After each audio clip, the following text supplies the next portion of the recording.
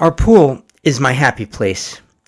Not for joint-friendly aerobic exercise, mind you, but for leisurely afternoons, floating like a lazy fish.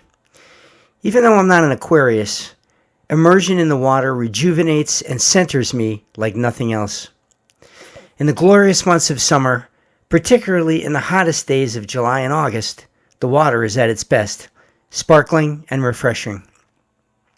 The cares of life melt away. At night, paddling around beneath the stars is as exotic as a mini vacation. I'm grateful every time I slip in, day or night. But like life itself, the season for the pool is brief.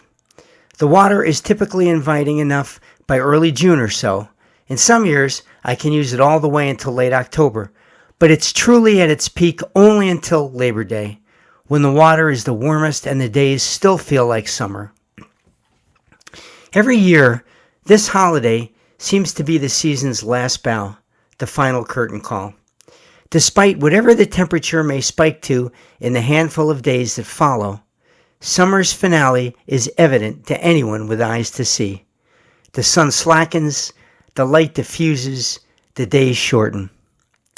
Fall is lovely, but the delights of summer are unsurpassed. Afloat beneath a deep blue sky, sharing a meal outside in the warm evening twilight, a gentle breeze brushing bare skin, a cool drink in hand. Every year, as summer fades, I feel a twinge of melancholy at losing these joys. And because there are only 8 or 10 weeks to enjoy the pool, I am determined to experience it as much as possible, even if it's just for a quick dip. Some of us approach life this way, don't we? Thinking that we only go around once, so let's make the most of it. You know, a bucket list, skydiving, a trip to Paris, snorkeling the Great Barrier Reef. But the most important experience of all is coming to know God. In the same way that enjoyment of the pool is fleeting, so is our time on earth. The sense of time running out seems to intensify with age. You know, how many more summers are there to enjoy? This is how my pool feels like life to me. Our days are limited, so we strive to make the most of them while we can. If it isn't obvious, I'm talking about another season altogether, our time on earth, and more specifically, what comes after.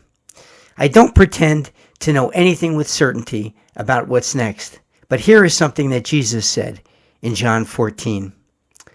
My Father's house has many rooms. I am going there to prepare a place for you. I will come back and take you to be with me, that you may also be where I am. My sense is that God has prepared a place and a way of being that is beyond our imagining. But death is not the end.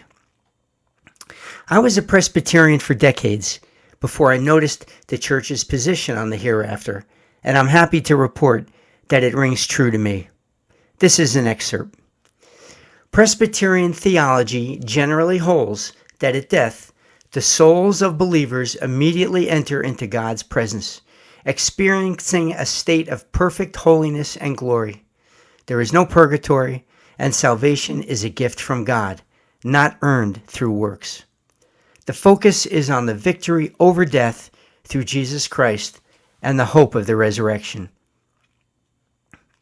The statement has many layers for theologians to unpack, but at its core, it amounts to life with God forever. This is what I believe. Summer's winding down, inevitably. I'll savor these final weeks like a plate of fresh Sicilian pasta, simple, perfect, and look forward to the joys of fall.